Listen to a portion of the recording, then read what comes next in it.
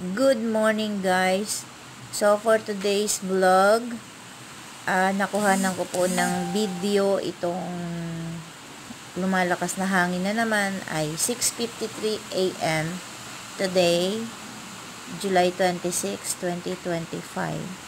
So dito po yan sa loob ng village kung saan kami nakatira at napaka-delikado po ng bagyo na maulan tapos sasabayan ng mas malakas pa yung hangin kaysa sa ulan. Kasi po delikado yan sa mga bubong or anumang mga bagay na pwedeng mabaklas, di po ba? So, ayan po ang kaganapan ngayon. Kahapon, medyo sumilip na si Haring Araw nung medyo pahapon na yon. Tapos, bigla na lang umulan ulit kagabi.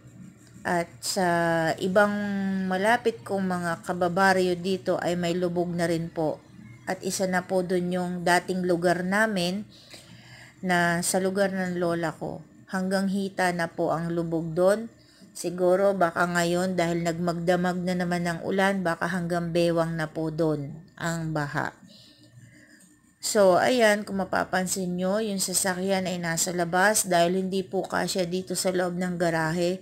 Saktong-sakto lang at yung likuran po ay hindi na maisasara ang gate kung ipapasok. Kaya kapag may lumipad na mga bubong or whatever na bagay na mababaklas ng hangin, delikado po ang sasakyan. So ayun lang guys, kamusta po ang mga bawat lugar ninyo?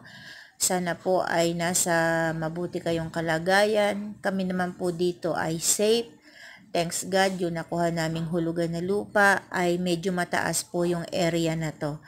Yun lang po. Thank you po sa panonood. And don't forget to like and share and subscribe. Thank you.